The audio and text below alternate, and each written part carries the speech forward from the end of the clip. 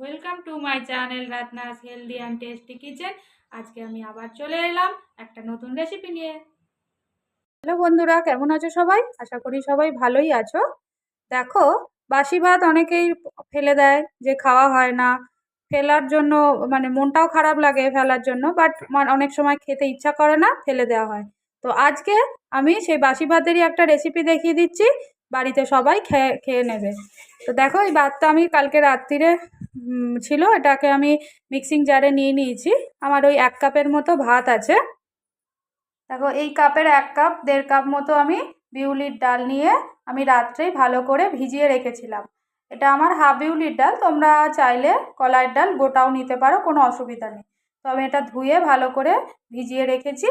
আর ডালটা মোটামুটি স্টিলের একটা বাটির বা বড় বাটির 1 কাপ নয়, আমি বললাটা ভুল করলাম, 1 বাটির মতো ভাত আছে। তো সেই হিসাবে আমি 1.5 বাটি ডাল নিয়েছি। তো এটাকে আমি ভিজিয়ে পেস্ট করব আগে, তার সাথে ভাতটাও পেস্ট করব নুন দিয়ে। দেখো, কড়াই তেলটা গরম হয়ে গেছে, আমি ব্রাশ করেছি দেখালামই। এবারে এরকম ছোট্ট ছোট্ট করে বড়ার আকারে একটু একটু করে দিয়ে দেবো।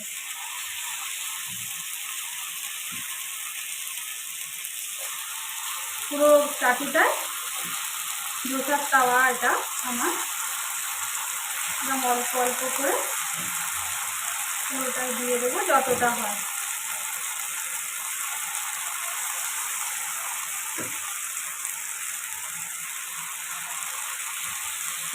এবারে কিছুক্ষণের জন্য চাপা দিয়ে দেবো।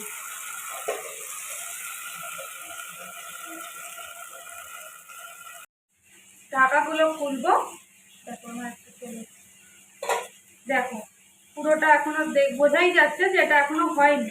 তো আমি আবার ঢাকাটা দিয়ে দেবো। যতক্ষণ না এটা পোড়া পোড়া হবে ততক্ষণ এটা কিন্তু তোমরা কখনোই খুলো না।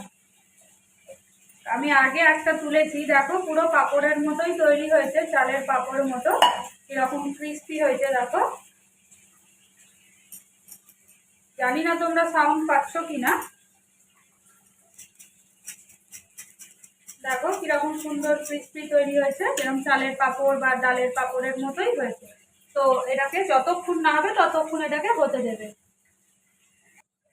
দেখো, ঢাকনাটা খুলে দেখো, আমার সব পাপড়গুলোই এরকম উল্টানো যাচ্ছে, মানে পান্তা ভাত আর ডালের যে ব্যাটারটা, দেখতে পাচ্ছ?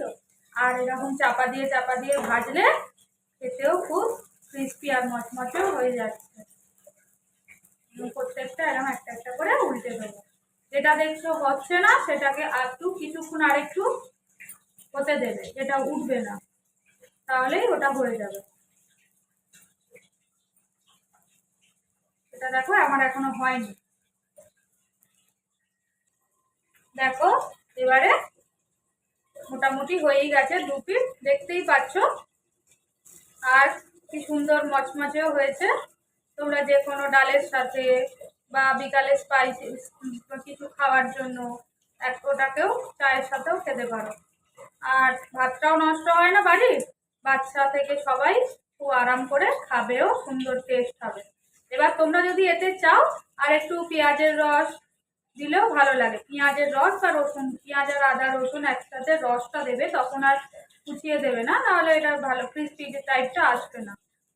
তো দেখো এই পর্যন্ত। আর যদি একান্তই দেখছো হচ্ছে না, তখন সামান্য একটু বেসন অ্যাড করে নেবে তার সাথে। ওই ব্যাটারটা যখন তৈরি করবে, তৈরি করার পর যখন দেখছো হচ্ছে না, তখন একটু সামান্য সাইডে অল্প করে নিয়ে বেসনটা ভালো করে পেস্ট করে মাখিয়ে ওর মধ্যে ঢেলে তারপর গুলিয়ে নেবে।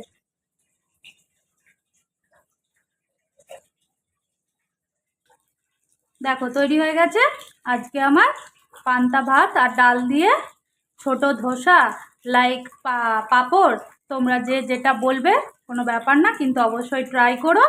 আর খেতে কেমন হয় আমাকে অবশ্যই কমেন্ট বক্সে জানাতে ভুলো না কিন্তু।